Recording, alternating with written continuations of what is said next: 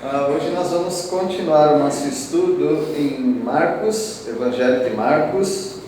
É o Evangelho rapidez, né? Evangelho que tudo acontece muito rápido, velozes e furiosos, né? Isso aqui é todos os discípulos e o Senhor Jesus sempre estão correndo para cá, para ali. E o Senhor Jesus, em certo momento, até ele fala, separa os discípulos e fala: a gente está sem tempo para comer. Então eles tinham esse tempo e Jesus não podia chegar em um lugar que já enchia uma multidão ao redor dele. Vocês sabem que no capítulo 4 nós vimos o Senhor Jesus, capítulo 5, né? O Senhor Jesus atendendo a uma necessidade gritante, que era um endemoniado na cidade dos Gerazenos, e de modo espantoso até, porque as pessoas temeram que o Senhor Jesus fez. Ele expulsou aqueles muitos demônios que havia dentro daquele infeliz, né? Daquele homem que vivia entre os sepulcros, se machucando, se arranhando, quebrando as cadeias que lhes eram postas, e ele estava lá sentadinho, em bom estado, e querendo seguir Jesus por onde Jesus fosse. Jesus falou para ele: não, fica aqui mesmo, fala para os seus familiares o que Deus tem feito.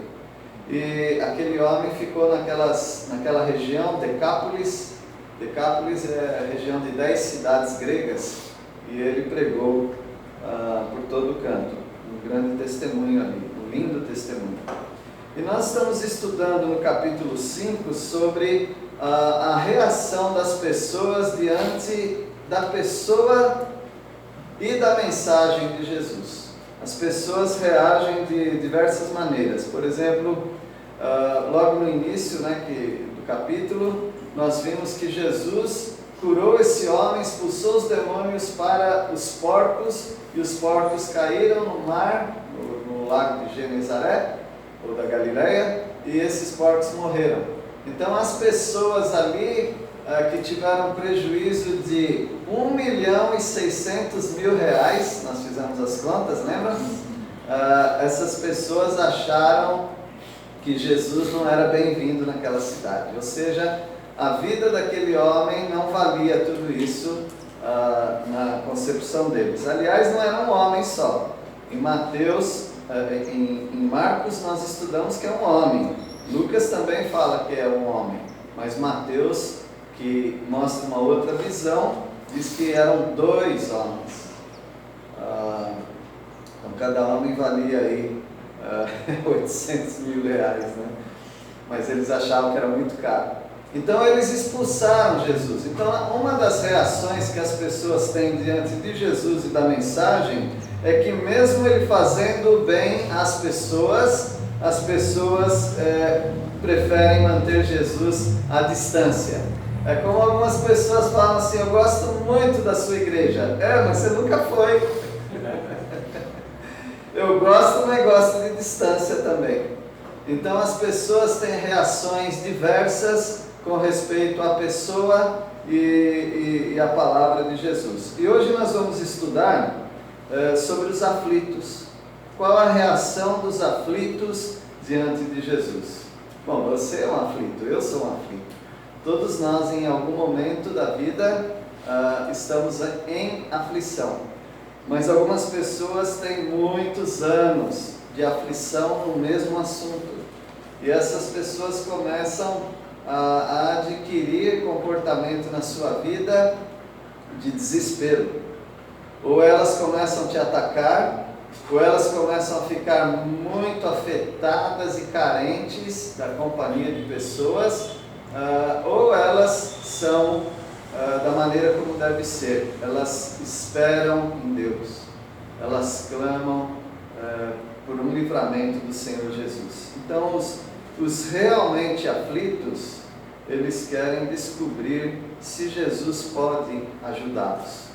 Eles querem descobrir isso.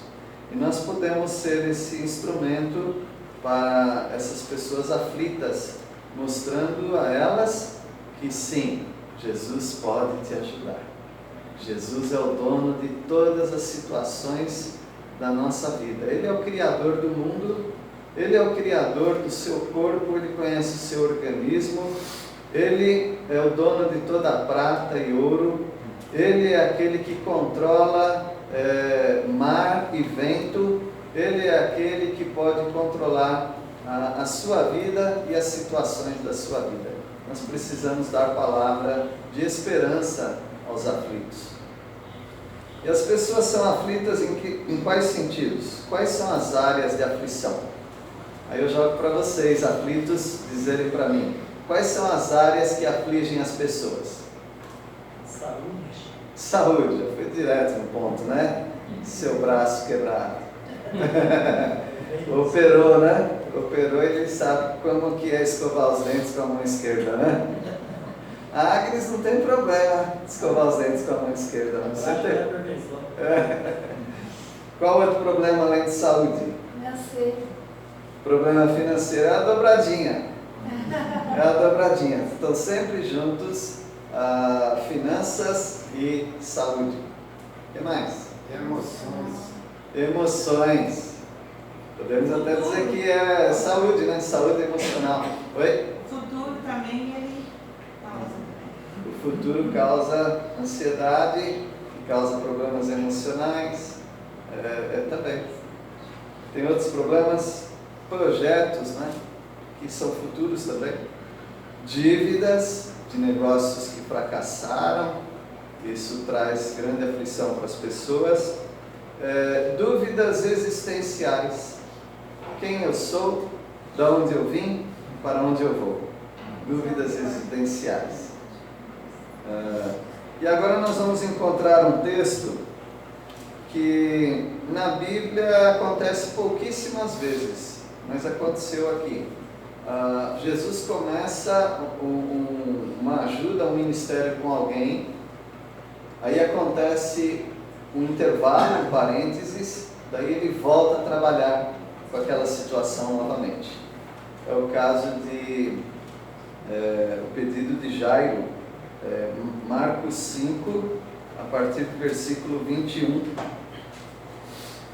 Jairo faz um pedido, daí ele vai até a casa, né, de Jairo, mas no meio do caminho encontra uma mulher, aflita também, resolve o problema dela e chega na casa de Jairo.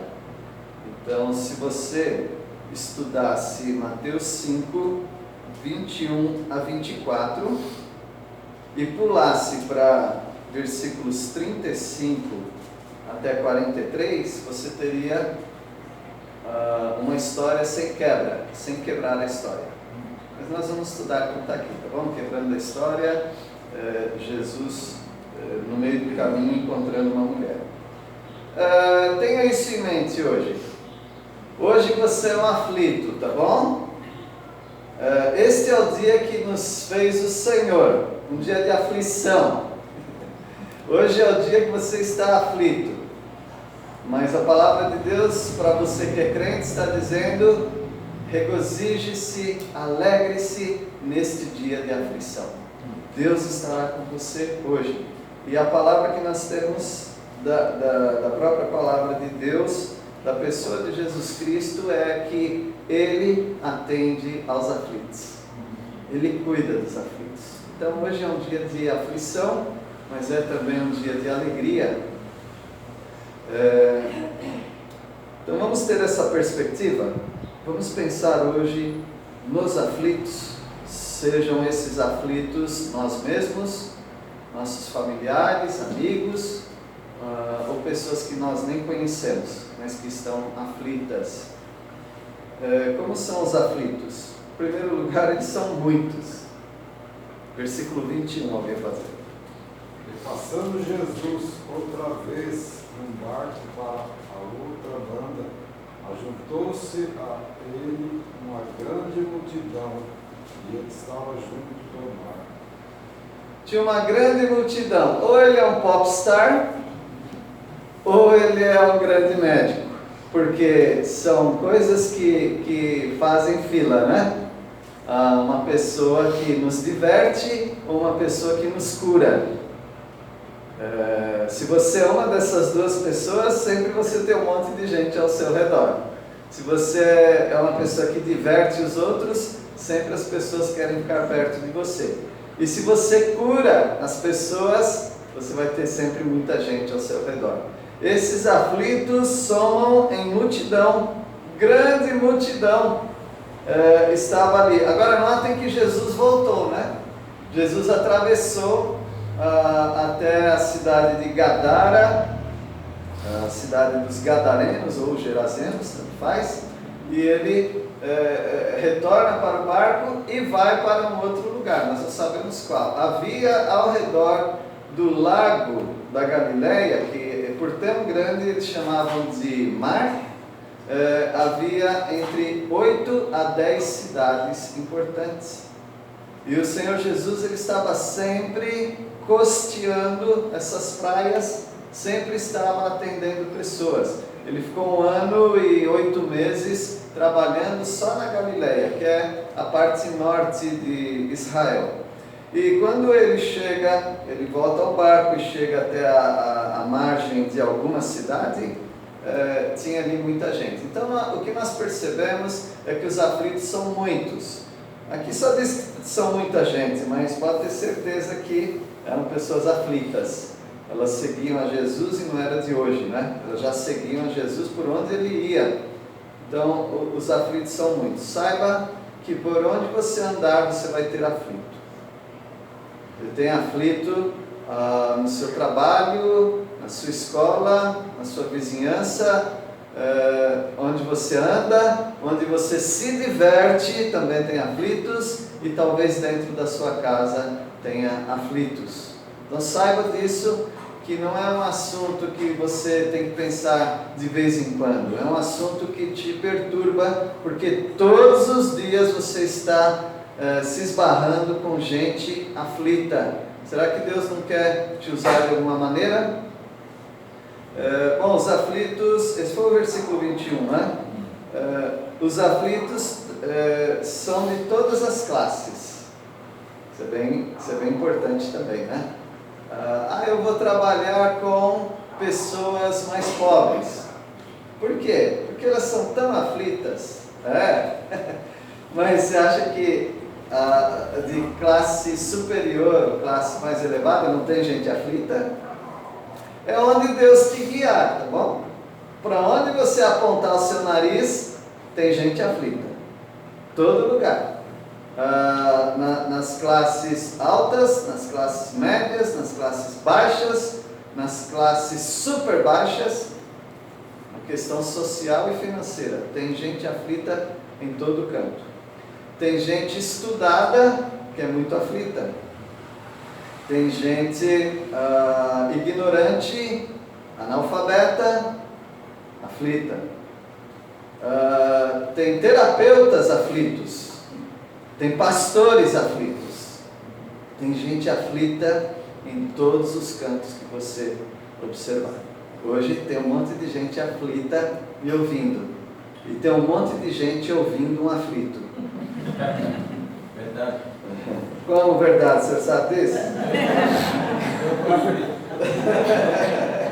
Versículo 22. Então chegou um dos líderes da sinagoga local, chamado Jairo. Quando viu Jesus, prostou-se a seus pés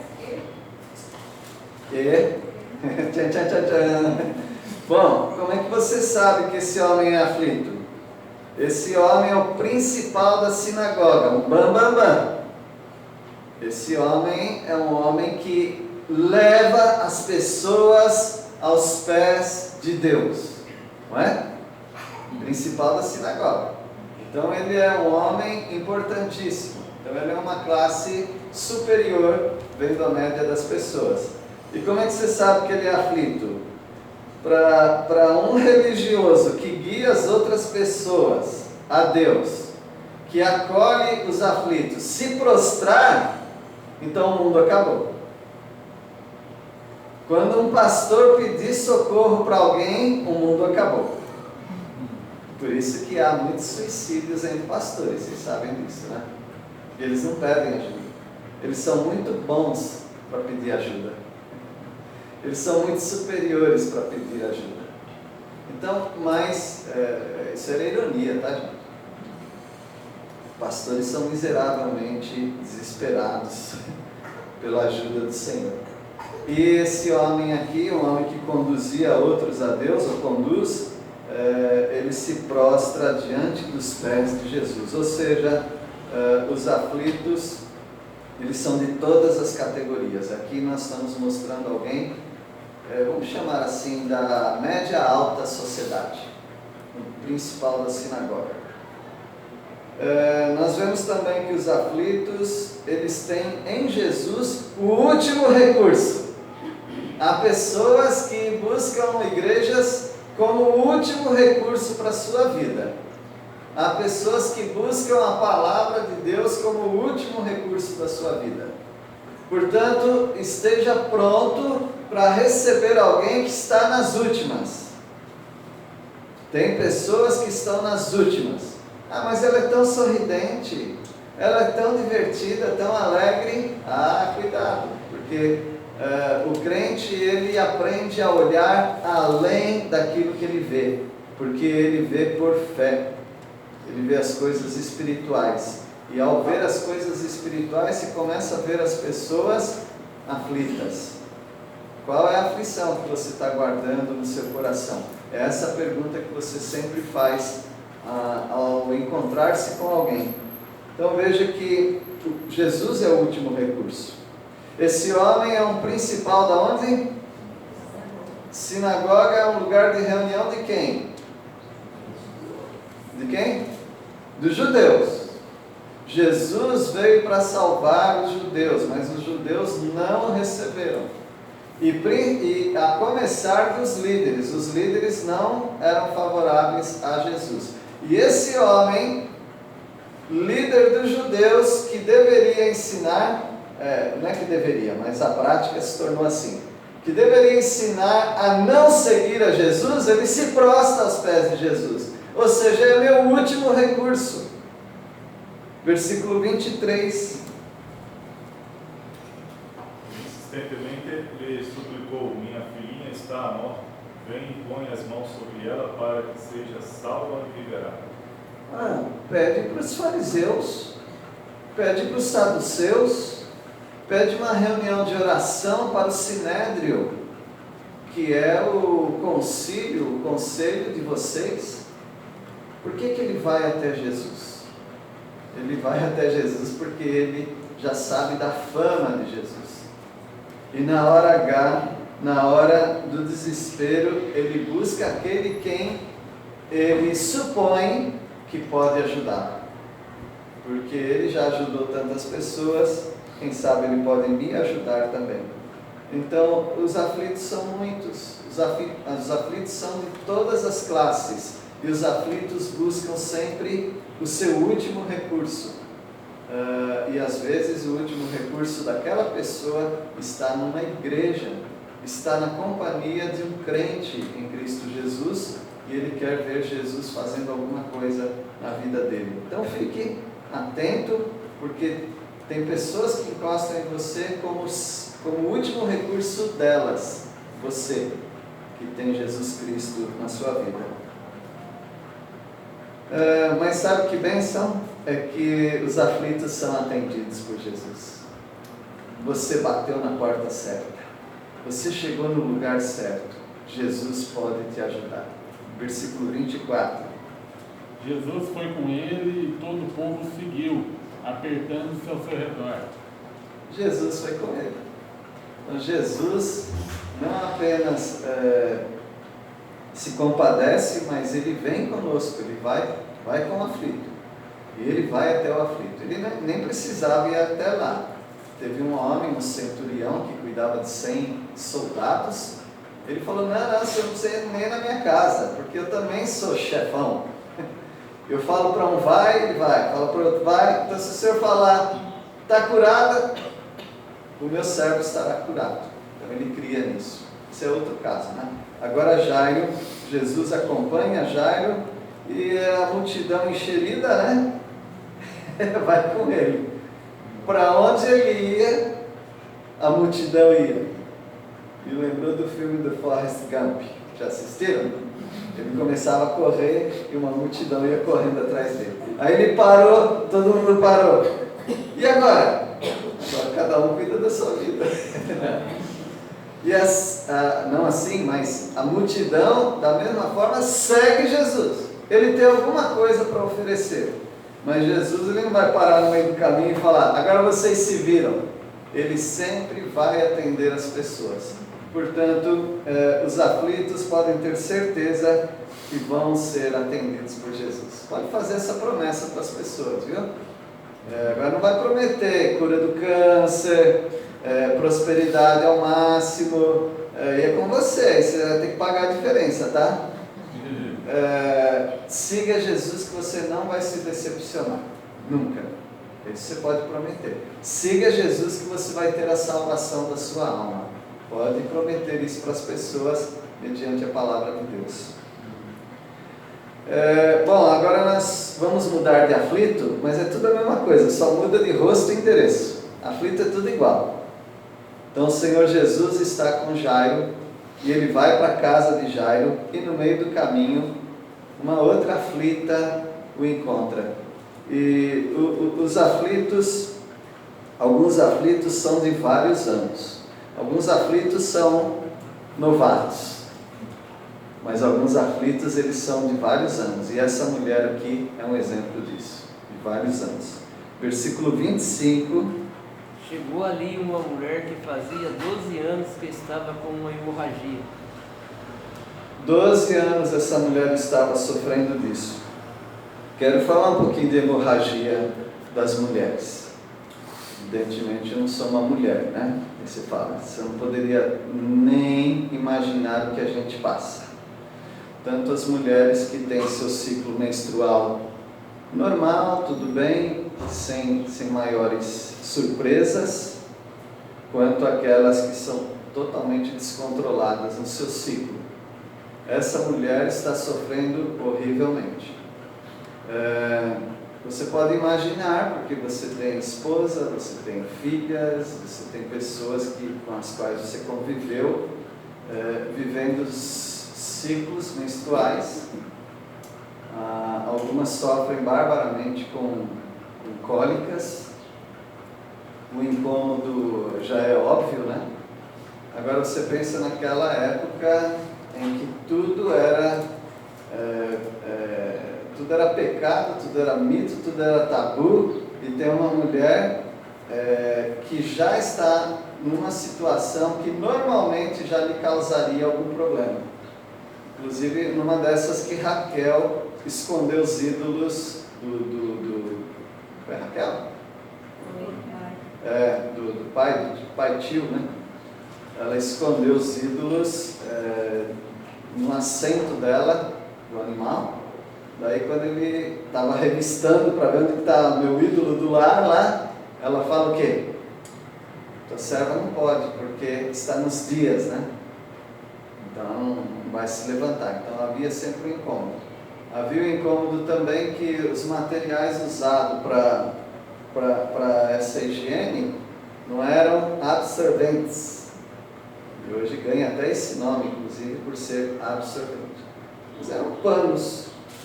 Inclusive, quando a palavra de Deus fala em Isaías, as nossas justiças são como o trapo da imundícia, é esse trapo aí. Era isso que as mulheres usavam,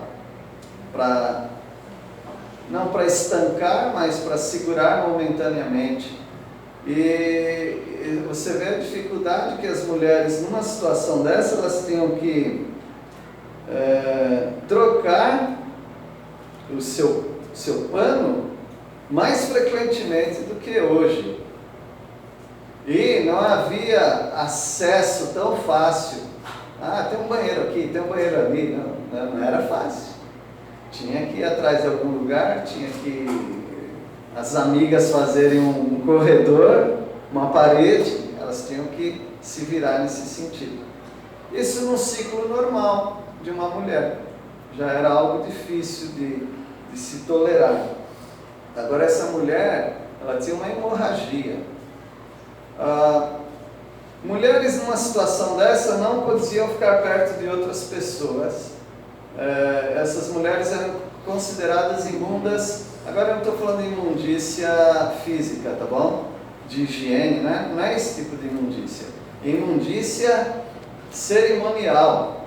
Essa mulher não pode ir em certos lugares religiosos, porque ela está num período que lhe proíbe fazer isso daí. Então essa é uma mulher que ela sofre todo tipo de humilhação. É uma mulher numa época em que, imagina os médicos, ela passou na mão de vários médicos. A incompreensão. Essa mulher passou por períodos que ela não podia ficar falando para todo mundo, porque já era constrangedor a situação, e ela não podia ficar falando para todo mundo. Essa mulher já não tinha mais dinheiro, porque ela já gastou o dinheiro dela com o médico. Naquela época não se sabia o que era endometriose, não se sabia o que era isso, não se sabia que era como é que chama? Pópulo? Isso aí. Não sabia que tinha tumor, as pessoas não sabiam disso, que provocava hemorragias. Quero falar de uma mulher famosa na história, Ana Bolena. Quem já ouviu falar da Ana Bolena? Ana Bolena era uma das esposas de Henrique VIII, na Inglaterra. Ana Bolena sofria terrivelmente com cólicas menstruais e com hemorragia. Provavelmente ela tinha alguma endometriose, alguma coisa assim. Muitas dores ela sofria, cólicas e hemorragia. Era uma época em que a religião estava sempre junta com o Estado, né? Então eles falavam que ela estava em pecado, porque era mais ou menos uma adúltera, e que era castigo divino. E ela tinha dores, ela gritava de dores, ela tinha esses incômodos, e nessa época, esse problema de mulher tinha um nome interessante, que depois eles mudaram, né? Mas, por exemplo, em grego, útero quer dizer histeria. Quando uma mulher tira o útero, isso tem um nome, essa cirurgia. É uma histerectomia, que vem da palavra histeria. Então, histeria igual útero. Então, ela sofre de histeria. Então, as mulheres normalmente saíam do seu humor normal, né? Elas ficavam agitadas, ou tristes, ou bravas, e algumas ficavam até malucas mesmo. Então, eles chamavam de histeria, que era a doença do útero. Então ela sofreu demais, a Ana Bolena. Aí com o tempo eles falam, não vem desse problema apenas. Então aí eles acabam mudando o nome, mas é bem curioso para a gente saber isso, quanto que esse problema já incomodou muitas mulheres. E essa mulher aqui está incomodada com esse assunto. Esse foi o versículo qual? Versículo 25, né?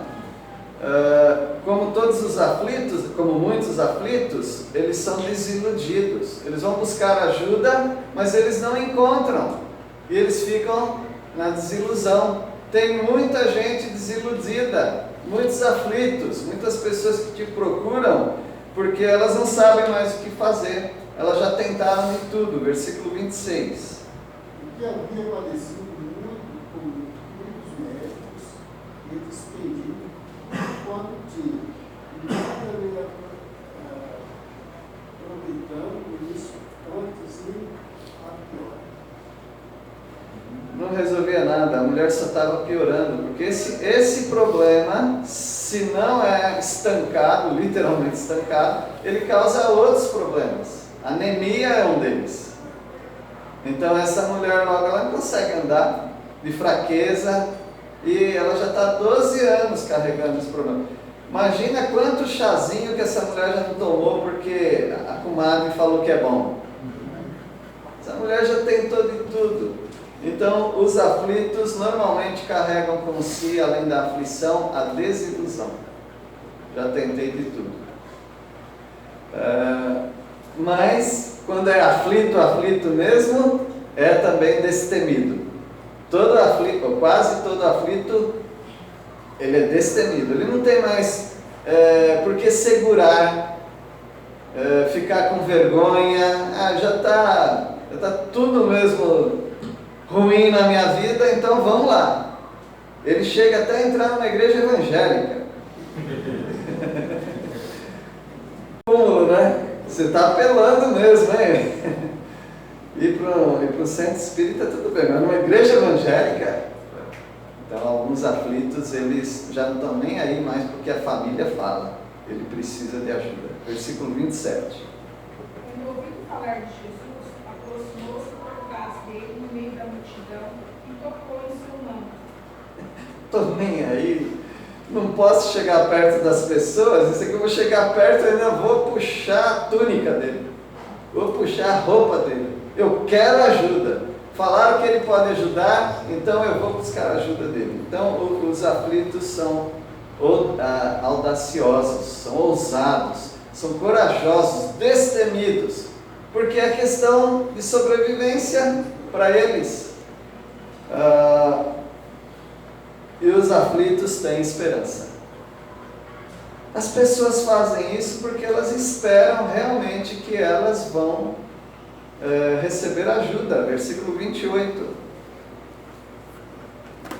Porque dizia: se eu apenas lhe tocar as vestes, ficarei curado. Isso era a esperança dela. Nas religiões falsas acontecia isso.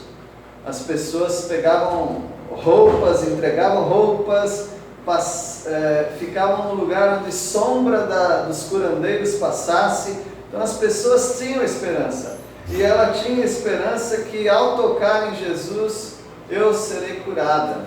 Ela pensava consigo própria.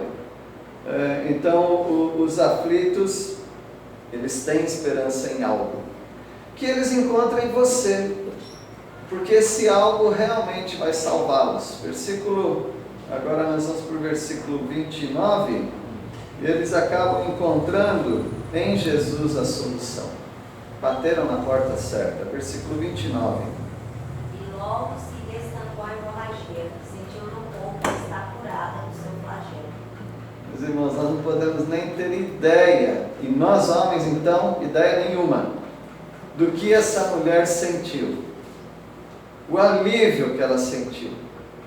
Não era uma questão de a cada 28 ou 30 dias ela sofria isso. Ela sofria isso diariamente por 12 anos.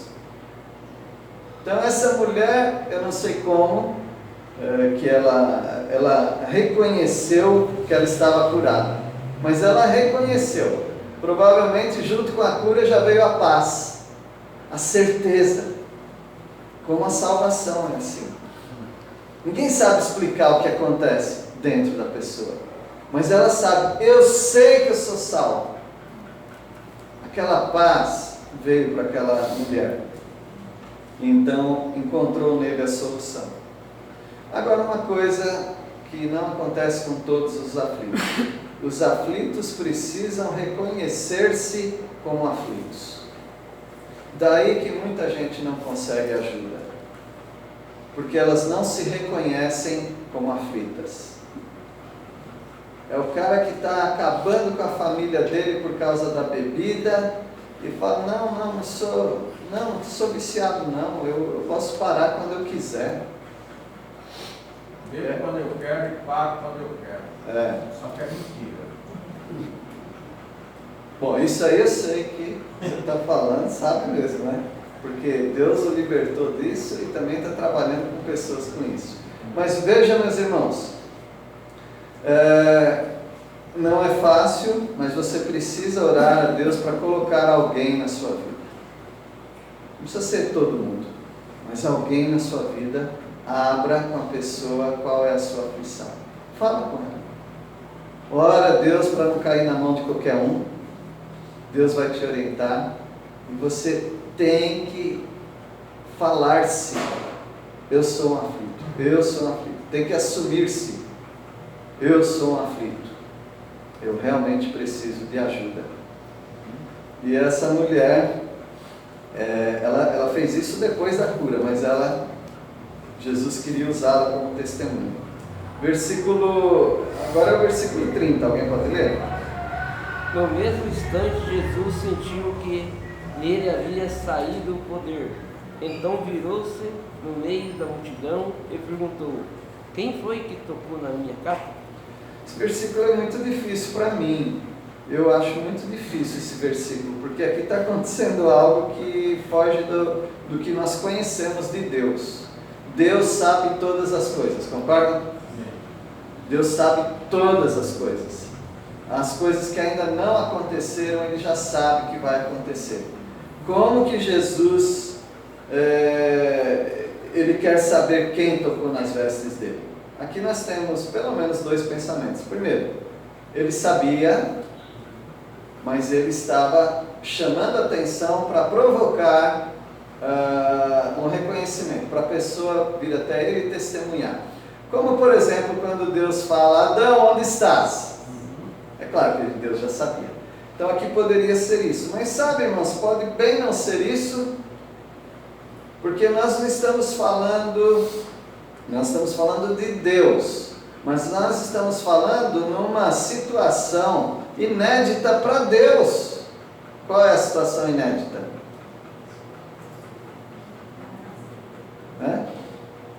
A situação inédita. Qual foi a única situação inédita para Deus? Deixar a sua glória. Em teologia isso é chamada de kenosis, que quer dizer um auto-esvaziamento. Quando Ele assumiu a forma de homem, Ele deixou, não de ser Deus, mas Ele deixou da sua glória, e Ele, ao assumir uma posição junto com o homem, Ele deixou, por exemplo, Ele deixou de usar alguns dos seus atributos. Por exemplo, Ele é onipresente, não é? Por que Ele tinha que atravessar de um canto para o outro? Ele não era onipresente? Porque Ele esvaziou-se momentaneamente do seu poder, do seu atributo até. Jesus continuou sendo tudo que Ele sempre foi, Deus, mas Ele abriu mão de coisas. Por exemplo, Deus não sente fome. Por que Jesus sentia fome? Isso é o auto-esvaziamento dele. Então, eu sei que Ele sabe todas as coisas, mas eu sei também que Ele se esvaziou. E ao perguntar quem me tocou, Ele pode estar usando isso, ou deixando de usar a sua onisciência naquele momento. Vê que eu estou meio embananado para explicar, né? Explica melhor aí, Paulo. Explica aí, Anderson. Explica melhor que eu. Estou contigo aí. Embananado também, né? Pois é, mas é a nossa limitação, né? O Senhor Jesus fez isso. Aí Ele pergunta: quem me tocou? Ou para provocar alguém que Ele já sabia, ou porque realmente, ao deixar da sua glória momentaneamente, Ele deixou de saber naquele momento quem era. Porque algumas coisas Jesus deixou de saber. Por exemplo, nem na minha volta, Jesus falando, nem os anjos do céu, nem o Filho do Homem, nem eu sei quando eu vou voltar. E alguns ainda acham que Jesus não sabe quando vai voltar. Lê a Bíblia. É lógico que Ele sabe quando Ele vai voltar, mas quando Ele estava na terra, Ele privou-se desse conhecimento. Me embananei de novo, mas é assim mesmo. Como você vai explicar uma coisa dessa? Ele queria deixar, Ele sabia todas as coisas, mas como Ele estava vivendo como homem na terra, Ele queria deixar para as pessoas. Assim, não é igual eu, irmão. Mas está tudo bem. Nesse assunto você pode ficar confuso mesmo, tá? Vamos lá. Esse foi o versículo 30. Agora o versículo 31 vai nos mostrar que os aflitos são ignorados. Isso é triste, mas os aflitos são também ignorados. Versículo 31. Seus discípulos disseram: veja a multidão que o aperta de todos os lados. Como o Senhor ainda pergunta quem tocou em mim? Aquele aflito foi ignorado, porque o Senhor Jesus quer um testemunho vibrante. E eles não estão nem aí. Até um monte de gente aí, qualquer um te perturba. Não, Jesus quer saber, Jesus quer usar aquilo como um testemunho. Mas os aflitos são ignorados. Vocês lembram daqueles 2 cegos também que clamavam: Jesus, filho de Davi, tem misericórdia de mim? Cala a boca! Não é assim? Então os aflitos são ignorados. Versículo 32, os aflitos querem discrição. Ainda mais uma mulher dessa. O que é discrição? Passar desapercebido. Ninguém viu, tá? Obrigado pela cura, vou agradecer de coração, mas que ninguém saiba. Como muita gente que aceita Jesus não quer se aparecer, né? Batizar então de jeito nenhum. Porque batismo é público, pelo menos na nossa igreja é público. Aí a pessoa fala: mas eu vou aparecer na frente de todo mundo, vão saber que eu sou crente? É lógico, crente testemunha. Já vou, Rafa, estou terminando aí, pode tocar. Versículo 32, eles querem descrição. Ele, porém, olhava ao redor para ver quem fizera isso. Quem é? Imagina ela se escondendo, mas aí ela cria coragem, né? Os aflitos são confrontados, sempre, os aflitos são confrontados. Versículo 33. Então a mulher, que sabia o que tinha acontecido, tremendo e tremendo, aproximou-se e prostou-se diante dele e disse toda a verdade. Falou toda a verdade. Ela contou a história dela, o que ela sentia, o que ela pensava, o que ela cria. Foi eu. Então, o aflito, ele precisa sair da toca. Porque senão ele não testemunha para ninguém. Senão ele não é bênção para ninguém. Ele só é um ex-aflito, beneficiado por Deus agora, mas também não ajuda mais ninguém. É esse tipo de aflito que você quer? Se você sentiu a aflição, você sabe o que é a aflição. Você quer que outras pessoas se encontrem com aquele que pode te salvar, que pode salvar da aflição. E foi isso, ela criou coragem e ela falou, graças a Deus, né? Aquela mulher foi uma bênção e hoje, se ela não falasse nada, se Deus permitisse não identificá-la, você não teria essa história hoje. E não ia ser um desperdício de testemunho? Nós temos hoje esse testemunho. E finalmente, nós vamos até o 34, nele, em Jesus Cristo, o aflito experimenta a paz verdadeira. Versículo 34. Ele lhe disse, filha, a tua fé te salvou. Vai-te em paz e fica livre do teu mal. Era só isso, era só se apresentar para ele mostrar para todo mundo e todo mundo ser abençoado também. A tua fé te salvou. Logo todo mundo sabe. Quer dizer que se eu crer, eu serei salvo? Isso mesmo. Veja o poder que o testemunho, por exemplo, de um batismo tem. Pessoas dizendo, eu fui salvo por Jesus. Você? Então eu também quero. E fica livre do teu mal. Graças a Deus por isso. Então, essa foi uma reação dos realmente aflitos. Eles querem descobrir se Jesus pode ajudar. E pode ou não pode? Amém. Amém, pode sim. Vamos orar. Deus, obrigado porque em meio à nossa aflição, o Senhor não está surdo aos nossos clamores. O Senhor nos ouve, o Senhor nos vê e o Senhor nos responde. Nós agradecemos por isso, obrigado por esse testemunho. Ajuda-nos também a testemunhar daquilo que o Senhor fez na nossa vida. Obrigado, Pai, porque também estamos encontrando frequentemente com pessoas aflitas. Usa as nossas vidas para ajudá-las, para mostrar o caminho daquele que pode livrá-las da aflição. Nós oramos em nome do Senhor Jesus. Amém.